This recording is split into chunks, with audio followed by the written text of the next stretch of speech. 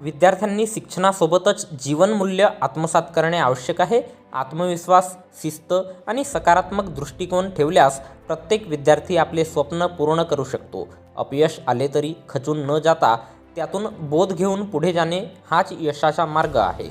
शाळेच्या शैक्षणिक प्रगतीसोबतच विद्यार्थ्यांच्या सांस्कृतिक आणि कलात्मक विकासाचा फायदा होतो. यातून विद्यार्थ्यांना केवळ प्रोत्साहनच मिळत नाही, तर त्यांच्यामध्ये आत्मविश्वास निर्माण होतो.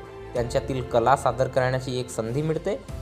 स्नेहसंमेलनमध्ये म्हणजे विद्यार्थ्यांच्या सुप्त गुणांना वाव देणारे एक हक्काचे व्यासपीठ आहे, असे प्रतिपादन मोहाडी ग्रामपंचायतचे सरपंच नरेंद्रकुमार चौरागडे यांनी GES हायस्कूल आणि कनिष्ठ महाविद्यालय मोहाडीच्या वार्षिक स्नेहसंमेलन कार्यक्रमात उद्घाटन प्रसंगी केले.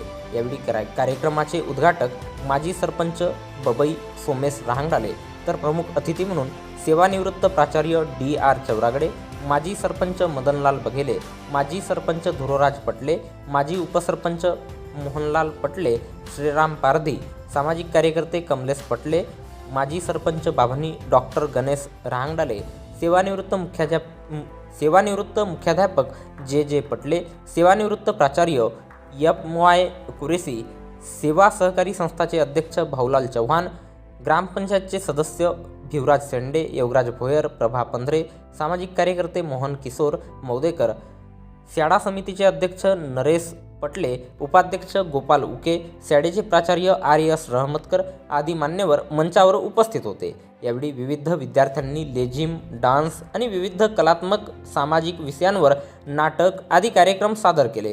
कार्यक्रमाचे प्रास्ताविक प्राचार्य RS रहमतकर यांनी शाळेचे प्रगती अहवाल सादर केले. कार्यक्रमाचे सूत्रसंचालन प्राध्यापक JD भेंडारकर, तर आभार प्राध्यापक दीपक रामटेके यांनी केले. यावेळी शालेय विद्यार्थी आणि पालक, गावातील नागरिक मोठ्या संख्येने उपस्थित होते.